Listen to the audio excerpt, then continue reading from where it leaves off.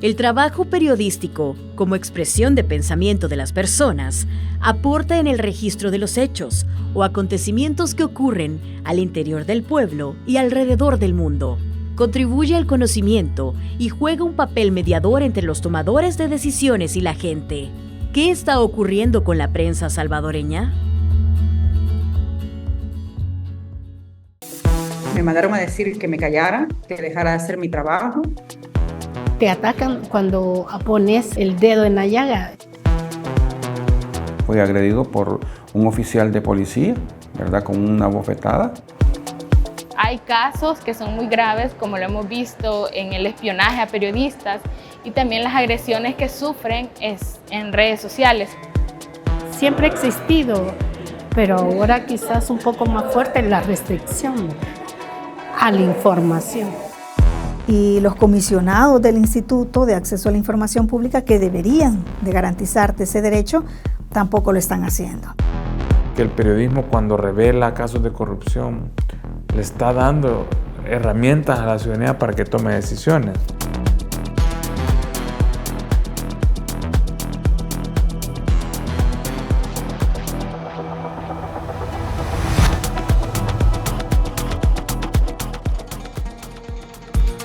Los periodistas recopilan, verifican, analizan y difunden la información.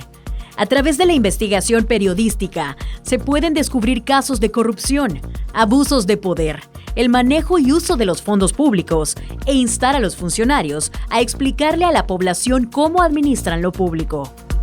El ejercicio periodístico en El Salvador enfrenta una serie de limitantes. Según el informe sobre libertad de prensa de la APES, la cantidad de agresiones en el año 2023 aumentó 66% respecto a los registros del año 2022. Más de la mitad de las agresiones han sido hacia reporteros o periodistas de medios de comunicación o independientes. Cuando hacemos publicaciones, sobre todo publicaciones que tocan a funcionarios directamente, pues hemos sido blanco de ataques, ¿verdad? No solamente de los que posiblemente puedan ser troles, sino también de simpatizantes del partido oficialista, pero incluso también de los mismos funcionarios, tratando de deslegitimar la información que nosotros hemos puesto en nuestras redes sociales. De las 311 agresiones registradas en 2023, la mitad provienen de funcionarios de elección popular o elegidos por la Asamblea Legislativa, empleados públicos, agentes de las fuerzas de seguridad, entre otros. El presidente de la República, que tiene 5 reportes de agresiones por las cosas que dice en público, el vicepresidente de la República, Félix Ulloa, el presidente de la Asamblea Legislativa, Ernesto Castro, el jefe de diputados de Nuevas Ideas, Cristian Guevara, que por cierto él está como número 1 en el ranking de agresores, pero también está el director de la Policía Nacional Civil, Mauricio Reyes Chicas, está la presidenta del Tribunal Supremo Electoral, que es algo muy grave, que una de las principales instituciones que representaba la débil democracia que teníamos o que tenemos aún, cuando le hacen entrevistas y le preguntan su opinión sobre la prensa, ella opina que mucho de lo que se hace para fiscalizar los errores que cometen, ella considera que son ataques a la democracia, lo que hacemos los periodistas. Yo publiqué un tuit en el que informaba sobre el lamentable suceso de una ciudadana dominicana que hallaron muerta en San Antonio Pajonal. Me pasaron un informe oficial y decía que era homicidio. Entonces yo publiqué que era un homicidio.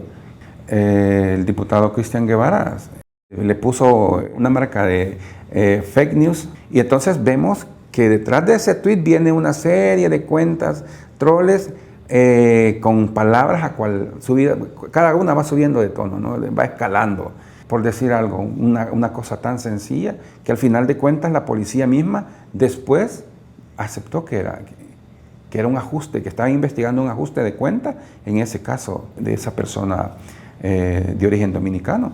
Pero ya me había caído toda una andanada de insultos ¿verdad? Por lo que había comentado el diputado Guevara. Hay una serie de factores que hacen muy evidente el interés del Estado de que no haya una narrativa paralela a la propaganda oficial, y ahí es donde los periodistas nos volvemos personas pues incómodas para ellos. Guatemala, Honduras, Nicaragua están quizás en peores condiciones que El Salvador, pero El Salvador ya los está empatando a una velocidad muy rápida. Fue algo inesperado para mí porque no pensé que una cobertura tan común como ir a algún comercio y consultar algo, posteriormente vieran mi foto, o sea, mi rostro tomado de alguna fotografía de unas cámaras de seguridad. A la hora en la que se publicó el reportaje, pues sí recibí algún tipo de difamación, o se puede decir también insultos. Se había informado de unos bonos de agricultura y lo que publicamos fue que los precios superaban un bono de $75 que el Ministerio de Agricultura le iba a dar a los agricultores, ¿verdad? Entonces hicimos la consulta de ir a preguntar en los agroservicios, cuánto costaba el precio de cada cosa que venía en ese paquete. Y resultó pues que era mayor que el precio que estaba dando el gobierno en una tarjeta de $75, ¿verdad? Entonces, en uno de estos agroservicios a los que yo fui, apareció el viceministro de Agricultura, grabando un video en ese mismo sitio donde yo había ido, y en ese mismo sitio fue donde me sacaron una fotografía de las cámaras de seguridad. A $2,000. Veamos el caso Cosavi. En la mañana del 9 de abril, el diario de hoy anduvo haciendo pesquisas en diferentes sucursales, luego se agregó otro medio, y entonces recogimos testimonios de gente que estaba muy preocupada por sus ahorros. Eso, desde mi punto de vista, fue lo que obligó al gobierno, al Estado, a revelar lo que había. De lo contrario, no sé por qué intereses, pero creo que lo hubieran mantenido en secreto, porque eso venía desde hace varias semanas. Por ejemplo, Wendy Monterrosa aparece como la periodista mujer más atacada y más violentada en redes sociales.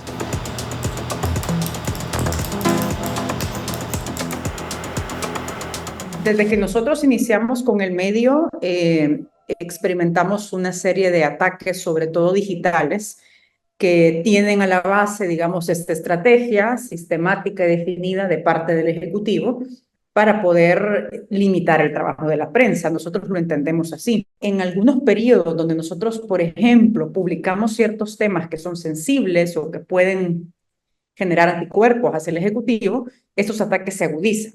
Y se agudizan no solamente en la narrativa, sino que en mi caso, por ejemplo, he tenido amenazas a veces un poco más directas, calumnias a través de las redes sociales, mucha producción de videos donde, por ejemplo, se me está insultando, se me está calumniando. Es decir, la idea siempre está como de tratar de valorar el trabajo que se hace desde mi persona, ¿no? Ha habido ocasiones en las que incluso agentes del Cuerpo Metropolitano CAM les han advertido y les han incluso amenazado de que no publiquen las fotografías que acaban de tomar.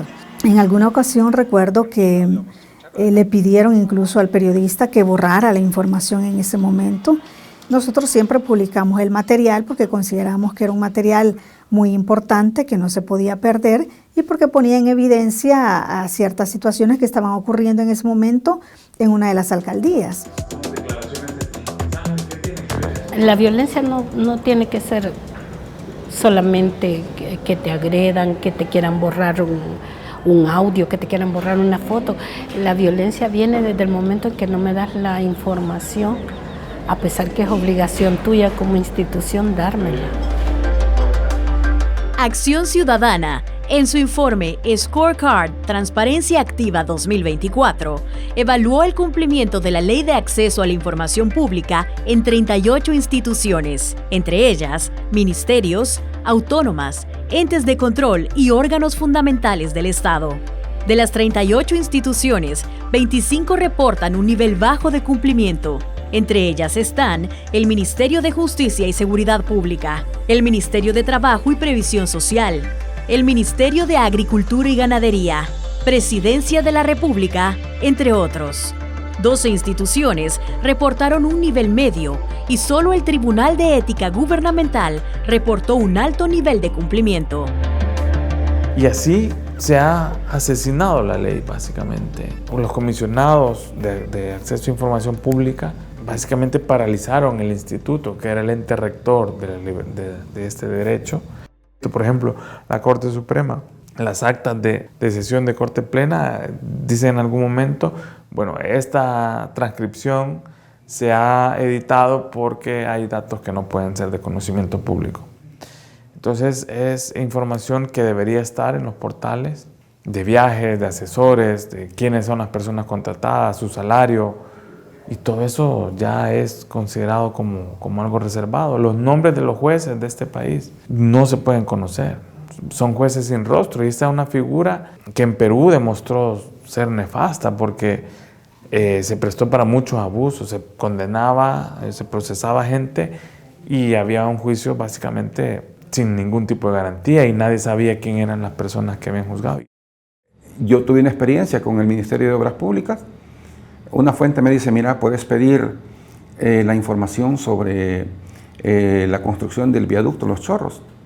Ya le levantaron la reserva.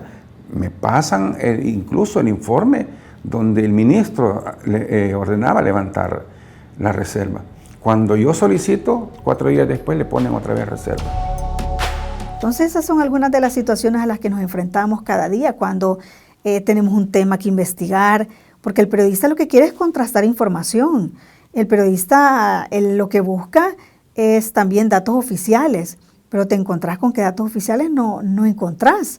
Pedís entrevistas a los funcionarios, te la niegan, ¿verdad? ¿Cuántas veces no he solicitado yo declaraciones de un ministro, de una ministra, escrito a los correos electrónicos, llamamos a los de comunicaciones, pero no hay respuesta? Entonces nosotros lo continuamos haciendo porque es importante siempre solicitar la declaración de la contraparte, ¿no? En el caso sobre todo cuando son denuncias y que se está acusando a un funcionario en particular, pero nos encontramos con esa situación. Esto no afecta solamente a los periodistas, porque al final los periodistas somos un vehículo para llevar información a la ciudadanía, sino que afecta directamente el derecho que tienen los ciudadanos de conocer cómo se distribuyen y cómo se usan los fondos públicos, que al final son de los impuestos de todos los salvadoreños. Y si a eso le sumamos que tenemos un ambiente donde en redes sociales ves mucha desinformación, y si a eso le sumamos además que hay muchas cuentas troles que tratan de llevar información falsa, ¿verdad? Creo que esto también atenta mucho más contra el derecho del ciudadano de estar informado, pero también de expresarse, porque incluso en las redes sociales yo he escuchado mucha gente que ya no publica ciertas cosas, ¿verdad? Porque tiene temor también de que a través de las redes sociales también le están dando seguimiento. El empresario representante de empresas de seguridad, Jacob Fauster, demandó al periódico El Diario de Hoy y al periodista Jorge Beltrán Luna por $10 millones en concepto de daños morales por una publicación donde el medio cita a una investigación de la revista mexicana Proceso, donde se vincula al empresario con ciberespionaje. El periodismo no solamente es tu cosecha, sino que muchas veces tenés que apoyarte en trabajos de otros medios que sirven para fundamentar lo que quiere uno hacer, ¿no? de determinado tema. Entonces, quiere decir que no voy a poder citar a cualquier periódico porque estaría cayendo en un error, ¿no?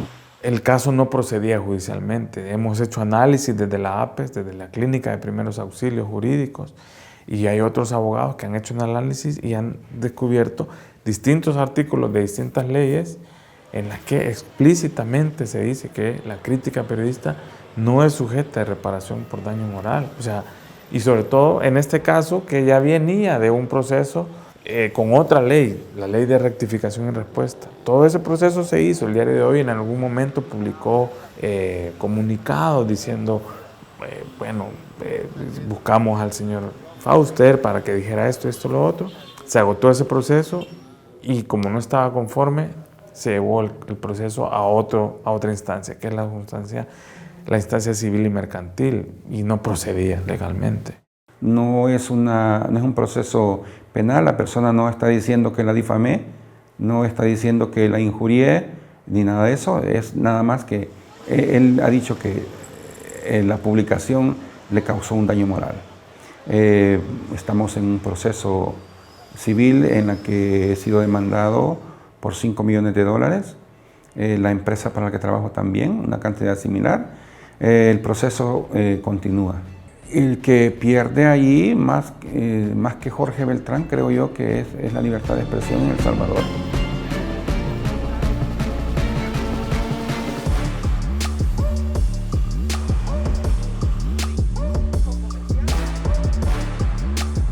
Roberto Rock, presidente de la Sociedad Interamericana de Prensa, expresó que el hostigamiento judicial y económico, en este caso, viola principios elementales de libertad de prensa que deben regir en una democracia. Hacemos el llamado, como Asociación de Periodistas de El Salvador, a que se respeten la Convención Americana de Derechos Humanos, el Pacto Internacional de Derechos Civiles y Políticos, la Convención de Derechos Humanos de la ONU y toda una serie de tratados internacionales que garantizan la libertad de prensa y que garantizan el sagrado derecho a saber de la gente. Los periodistas actúan como guardianes de la democracia.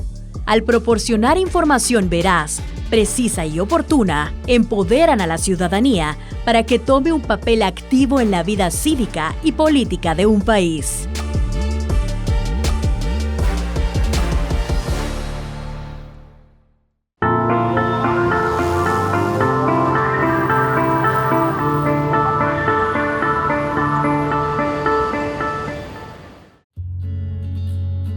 A continuación, el editorial. Cuestionar, dar un punto de vista distinto e incluso señalar lo que no se hace bien es síntoma de que la diversidad existe y de que todas y todos podemos aportar para construir una sociedad que recoja los intereses de la mayoría. Opinar, disentir y en esencia poder hacer nuestro trabajo no debería ser tomado como un acto que merece represalias. Eso es lo que hace la prensa en nuestro país. Las y los periodistas enfrentan amenazas constantes a su seguridad y su integridad física. Esta realidad sombría no solo silencia voces valientes, sino que también socava la confianza pública en nuestras instituciones democráticas. Además de la violencia directa, la censura y la autocensura son fenómenos preocupantes. Esto distorsiona la información que llega al público y socava la esencia misma de una prensa libre e independiente. Sin embargo, a pesar de estos desafíos, las y los periodistas continúan su labor con valentía y dedicación. Son ellas y ellos quienes revelan las injusticias, exponen la corrupción y dan voz a los más vulnerables. Su trabajo es esencial para mantener informada a la ciudadanía y para fortalecer nuestra democracia. En un Estado que se dice respetuoso de la democracia, no existen súbditos, sino personas o ciudadanía. Somos personas que tenemos derechos, incluido el derecho a exigir explicaciones, a solicitar información. Tenemos la libertad de cuestionar. Es nuestro derecho no sentir miedo a expresarnos, ni que nos lleven detenidos sin explicación. Incluso es nuestro derecho quejarnos cuando las cosas no se hacen bien y son injustas. Quienes lideran el país deben proteger nuestras libertades, no condenarnos cuando no les guste lo que decimos o dejamos de ser relevantes. No podemos permitir que obtengan nuestro silencio a través del miedo y la represión. El país que merecemos y soñamos no se construirá a base de milagros, sino con el compromiso y trabajo de cada una y cada uno. Y cuando el Estado asuma su responsabilidad de proteger y garantizar nuestros derechos y tenga la capacidad de escuchar otras voces, de escuchar los cuestionamientos cuando no hacen bien su trabajo, cuando manejan el poder sin límites. Solo el diálogo y la integración de todas las voces que componen este país tan diverso permitirá encontrar soluciones para avanzar en los temas que más nos preocupan. Quedarse callados no es una opción.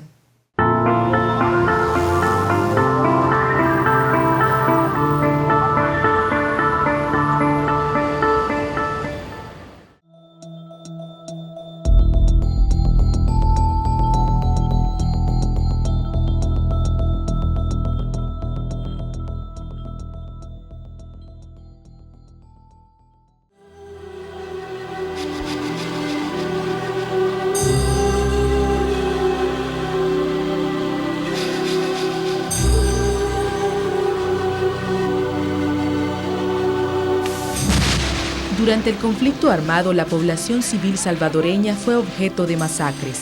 La zona de Sinquera, en el departamento de Cuscatlán, fue escenario de fuertes combates y operativos del ejército. La masacre de San Francisco Echeverría y La Tigra se dio los días 19 y 20 de julio de 1984, cuando efectivos del batallón Atlacatl asesinaron cerca de 70 personas que habitaban la zona. Y cuando mataron a mi hermana, mire, y la demás familia, mire, pero yo sentí mi corazón, sí, como que a mí era, ¿verdad? Sí, como que a mí era, mire, y todo, y cuando mataban los demás compañeros también, sí, como que a mí me habían dado los palazos y me habían agarrado. A mí, sí, más me matan también, mire. La población civil huía del operativo cuando el ejército los capturó y asesinó. Los cadáveres fueron quemados y luego enterrados en una fosa.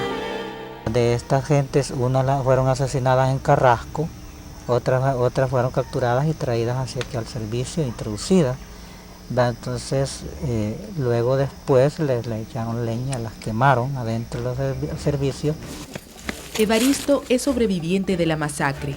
Al huir del operativo se ocultó entre unos matorrales y esperó a que los soldados se marcharan después de masacrar a los pobladores. Salí con mi familia y otra familia, ¿verdad? A ver cómo nos salíamos del lugar, ¿verdad? Cuando llegaron, ¿verdad? Ya habían matado a la gente arriba y luego a la familia que yo le dije, retírense, ¿verdad? No alcanzaron a salir y ahí mismo asesinaron a la familia, ¿verdad? Y los quemaron. La gente no tuvo más, ¿verdad?, que tratar de correrse y tratar de escaparse, ¿verdad? Era difícil, ¿verdad?, porque por toda el área iba la tropa desplegada. Cada año se conmemora esta masacre con una vigilia y actos culturales en donde se recuerda a las víctimas. Aquí asisten los pobladores de los cantones aledaños que lograron sobrevivir y los que perdieron a sus familias. Quiero hacer memoria, ¿verdad?, de aquel día 19 de julio de 1984, cuando el operativo del batallón Atlacatl entró a esta zona de Tejutepeque, Jutiapa y Sinquera. Perdonar tal vez podremos, olvidar jamás, porque son nuestros hijos los que cayeron y nuestros padres, toda nuestra familia, de quedarnos nosotros solas y olvidar jamás olvidaremos. En este lugar se guarda el testimonio de lo ocurrido a través de las osamentas y la ropa de los masacrados. Es aquí donde se recupera la memoria histórica de los pueblos que vivieron el conflicto de cerca.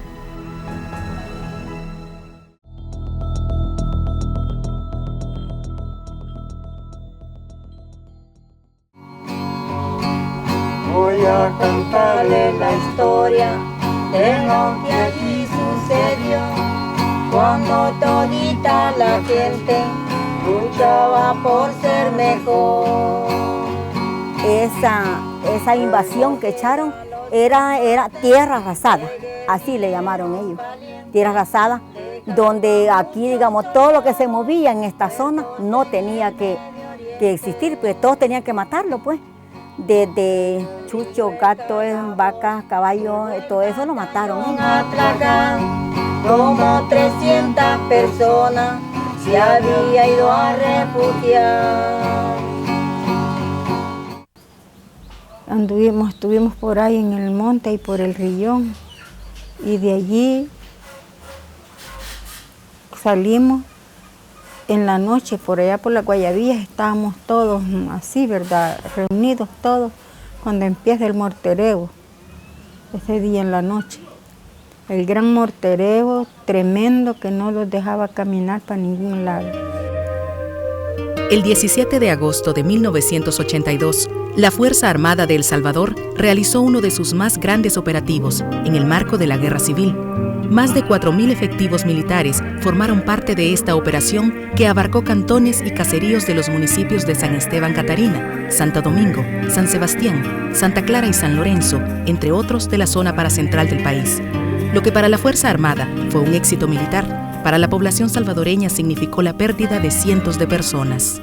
Toda esa gente venía, digamos, huyendo, digamos, por los ríos, por las calles, digamos, metiendo los tatús, porque antes de que llegara, digamos, esa masacre, se comenzó una gran ofensiva, gran mortereo y, digamos, la aviación, digamos, con los grandes bombardeos, ametrallamientos. Venía una gran tormenta, que eso daba compasión, no se miraban, pero ni las uñas de las manos, según esa gran oscurana, ¿verdad? Entonces yo llevaba un niño tierno, ¿va? Y los otros que estaban pequeñitos, la más grande tenía como 10 o 11 años, tenía la más grande. Entonces de allí los han desviado, los compañeros los han dado para el lado de Juiñapa, a nosotros, una gran columna que iba de gente. A orillas del río del cantón Amatitán Abajo existe un lugar conocido como El Calabozo, que fue testigo de cómo el 22 de agosto de 1982, más de 200 personas fueron masacradas por efectivos militares del Batallón Atlacatl y de otras unidades de infantería, artillería y la Fuerza Aérea. Había, digamos, el cerco, el anillo le llamaban, el anillo de la Fuerza Armada, que tenía abarcado todas las calles principales, desde la Panamericana, la calle del puente Cucatlán a Senzunte y de Senzunte a San Rafael Cedro.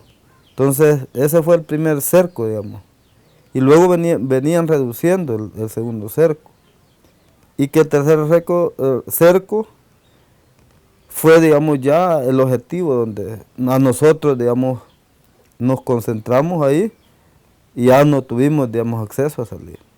Que los traían vigilados. Ahí está que por eso hubo esa matanza de allí del calabozo, porque la gente ya no se pudo esconder. Ahí está que yo me libré porque quedé descoordinada en mi familia. La población venía huyendo de la Fuerza Armada, pues sabía que ser alcanzados por la fuerza militar significaba la muerte para familias enteras.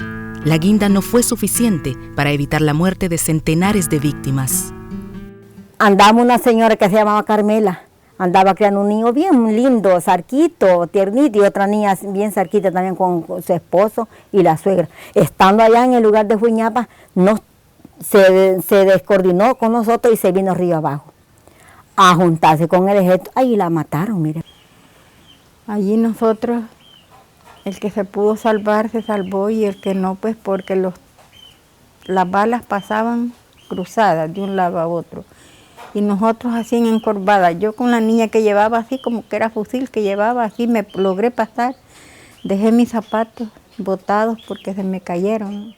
Pues había gente que demasiado, digamos, había perdido energía porque no habíamos comido, digamos, con sueño y todo, pues. Físicamente la gente ya estaba crucificada. Entonces, por ejemplo, a mi mamá se le había muerto una niña de la enfermedad, de una enfermedad de calentura, de la angustia, ¿no? Los soldados aparecieron entre la gente y colocaron en fila a las personas que se encontraban en el calabozo. La población sufrió maltratos y violaciones antes de ser acribillados. Allí hicieron una fila y ahí fue que dicen que les dispararon, pues.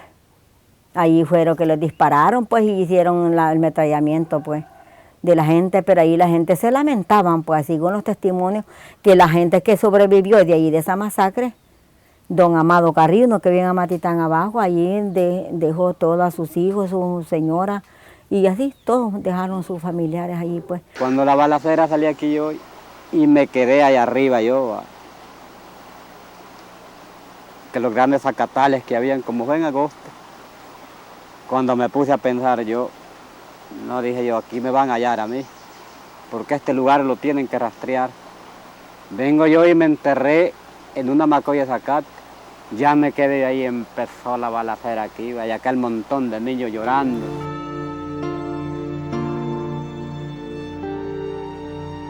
Después de la masacre, los efectivos militares prendieron fuego a los cuerpos de las víctimas y los que no fueron incinerados fueron arrastrados por la corriente del río Amatitán.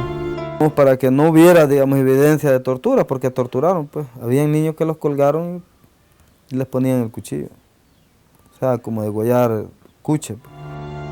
Los únicos restos que quedan de esta masacre son los de la familia Realajeño, que fueron recuperados por parientes que sobrevivieron y que descansan a unos metros del lugar de los hechos. Está mi papá y mi mamá, y están 2 hermanas, la Alicia y la Martita, y Jaimito, son hermanos, y la cuñada que se llamaba Lorena, la mujer de mi hermano, pues, y el niño que se lo llevaron. Pues sí, lo que nosotros pedimos, pues, de que haya una justicia, un esclarecimiento, digamos, sobre los hechos, ¿va? Porque usted sabe que fueron personas dignas, de que no hubieran podido morir si no había necesidad. Pues. Fuego hasta se los cargó. Este fue un gran milagro, 2 niños que se salvaron, pa' que contara la historia de lo que allí había pasado. Esto es lo que sucedió aquí en los Amatitanes, dejando ancianos y mujeres muertos en ese lugar. A pesar de que pasen los años, la población de los Amatitanes no olvida el pasado de los años de guerra que se llevó a sus familias. El recuerdo vivo de esta masacre les impulsa a exigir justicia y a alzar la voz para que las nuevas generaciones conserven la memoria histórica. Ya les canté mi canción, muchas masacres hicieron en todito El Salvador.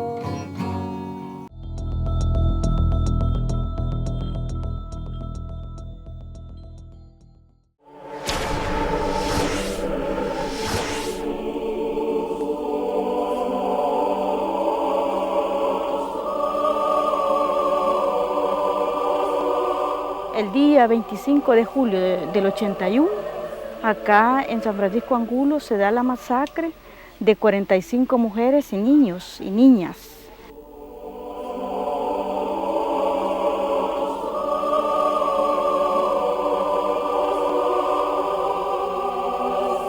Aquí en la comunidad San Francisco Angulo era un cantón muy poblado, pero anteriormente acá siempre el ejército y los escuadrones de la muerte se hacían presentes acá y diariamente habían muertos.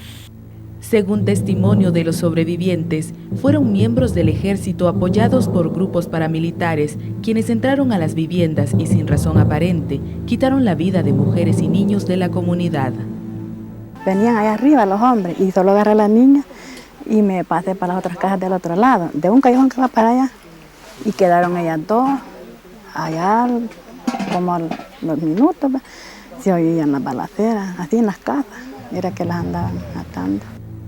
Antes de la masacre, la población masculina ya había escapado para conservar su vida, ya que según los habitantes de San Francisco Angulo, eran vistos como elementos subversivos y eran blanco de la fuerza militar. Las mujeres sufrieron solas y en carne propia el ataque. Uno de ellos llegó a la puerta de la casa y me dijo, señora y su marido. Yo estaba cocinando y cuando yo volví a ver, me dio el primer balazo. Me dieron 2 balazos. Uno de los balazos me atravesó todo y me destrozó el hígado. Cuando yo ya vine, ya no estaba viva, estaba muerta. Y ya todas muertas. Y iba a las otras casas para arriba, todas, en las casas adentro. Fíjate. Los cuerpos de las víctimas fueron sepultados en varios puntos de la comunidad por sus propios familiares y en octubre de 2005 comenzaron a realizar exhumaciones para darle sepultura. Yo escuché cuando mataron aquí a las señoras que estamos exhumando en este momento, a los gritos de ella, las otras señoras vecinas y 2 señoras más que eran de la otra comunidad, de las Lomas de Angulo. Yo vi cuando los hombres le dispararon. Mataron a mi hija, a mi nieta y a mi hija en la misma casa, dejando un niño y mi nieto de 4 meses. Las exhumaciones han traído el recuerdo de esos años de guerra, en los que la vida en San Francisco Angulo era una amenaza de muerte constante. Mi hija dejaba 5 hijos varones. Ellos pudieron defenderse bajo los niños. Sí. La masacre no duró más de 20 minutos, pero el recuerdo de quienes perdieron a miembros de su familia durará por siempre.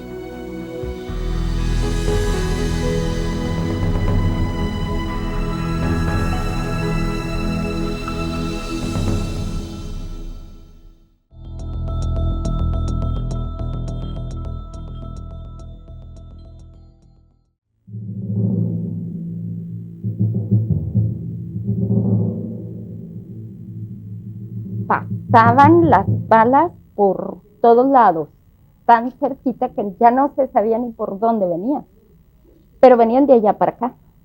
En eso, cuando nos percatamos que de este lado estaban también los soldados.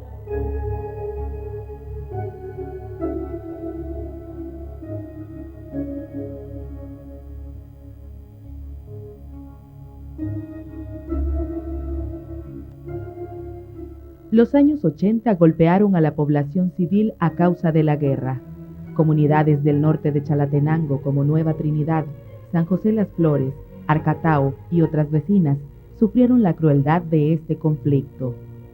Yo tenía un radito que era onda larga, onda corta, y casualmente caminando rumbo al taller iba yo colocando una estación cuando de pronto, no sé cómo, un milagro, no lo sé, pero ya apareció una voz que decía: tira la bomba al tamarindo, tira la bomba al tamarindo. Así se oía, que una voz militar le gritaba a alguien.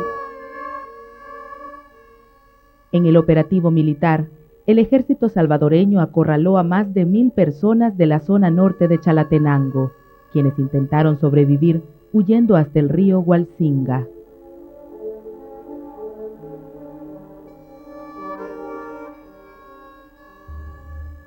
Y en eso apareció un avión pequeño que le decíamos la avispita, tirando a la loca a una población que éramos maestros populares, campesinos, campesinas organizados con alto sentido de la vida. Estamos hablando de que en términos de 15 minutos nosotros sacamos la gente a como hubo lugar de esas casas. Ahí eran mujeres, niños, ancianos, y empezamos a caminar rumbo al río Zumpul. Y bueno, ahí nos agarró la noche. La persecución del batallón Atlacatl inició el día 27 de agosto. Habitantes de las comunidades de Aldeitas, El Tamarindo, Honduritas, El Conacaste, entre otras, caminaron por más de 24 horas buscando sobrevivir.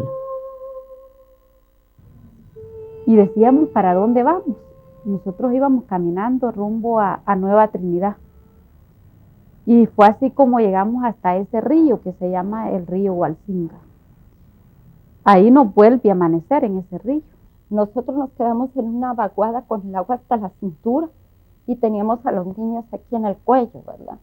Para que no se nos ahogaran. Entonces estaban dormidos encima de nosotros y nosotros en vigilancia, porque sentíamos que ya llegaban los soldados y que a todos nos iban a matar ahí nomás.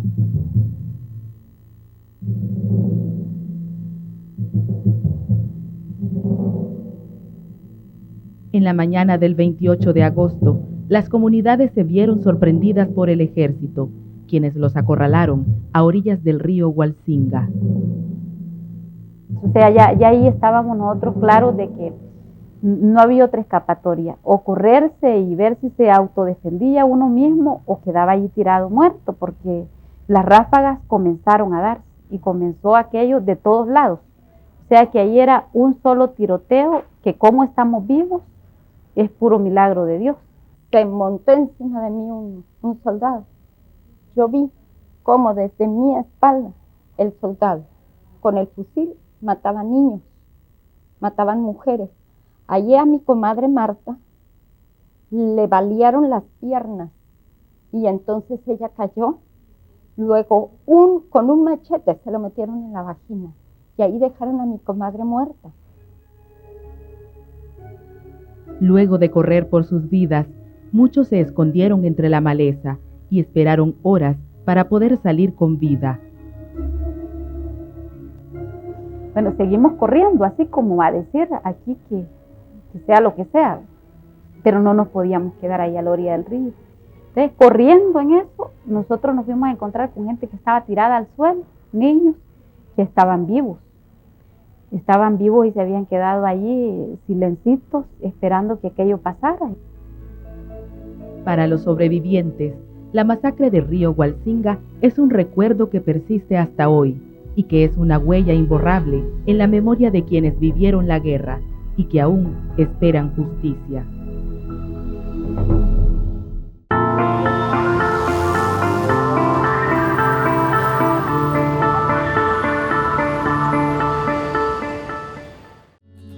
En Miradas, damos paso a la sección musical.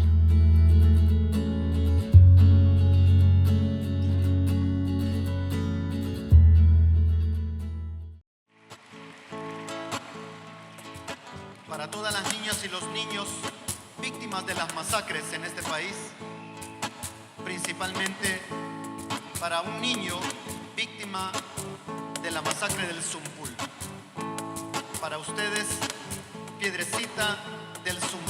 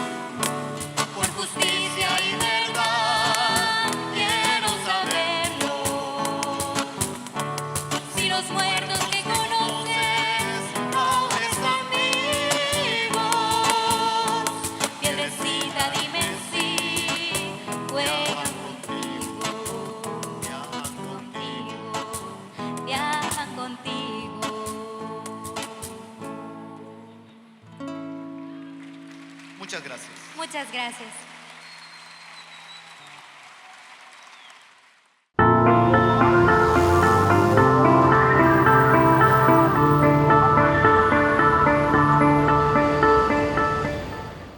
No se pierda la próxima emisión de su programa Miradas.